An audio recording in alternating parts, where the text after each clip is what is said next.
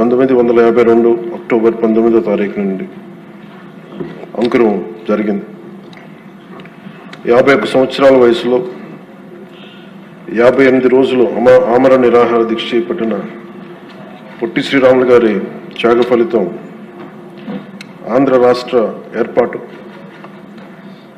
దానిని ఆధారం చేసుకొని అనేక భాషా ప్రయుక్త రాష్ట్రాలు ఏర్పడ్డాయి. మన దురదృష్టం,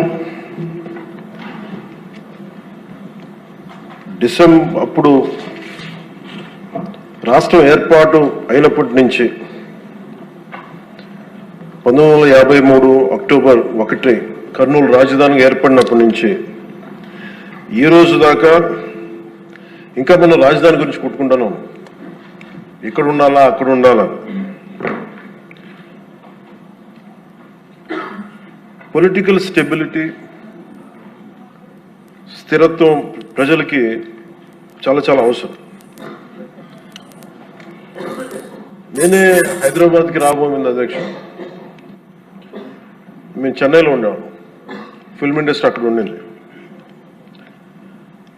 మేమందరం ఏం నమ్మామంటే ఇది మా నేల, మా తెలుగు రాష్ట్రం, మా ఆంధ్ర రాష్ట్రం. అక్కడ సొంత ఇల్లుండి, మా అన్నయ్య గారికి కానీ అందరికీ సొంత ఇల్లుండి, అక్కడి నుంచి అందరం ఉన్నాయన్నీ వదిలేసి అమ్మేసుకొని హైదరాబాద్ వచ్చిన తర్వాత కారణాలు ఏవైనా కావచ్చు, కానీ ఇది నీ ఊరు కాదు, నీ రాష్ట్రం కాదు, మీరు ఇక్కడి నుంచి వెళ్ళిపో.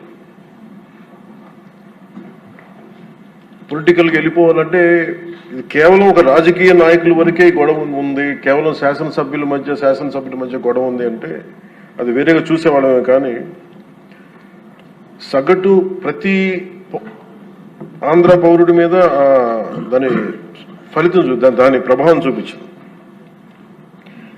నాకేమనిపించిందంటే, ప్రత్యేకించి చిన్నప్పటి నుంచి అందరం దేశం అంటే ఇష్టం, జాతీయ భావాలు, నేషనలిజం, ఈ భావాలతో పెరిగి భాష కానీ, కులం కానీ, మతం కానీ ఇవన్నీ మనకు చాయిస్ లేవు, ఇక్కడ పుట్టామనుకుంటాం.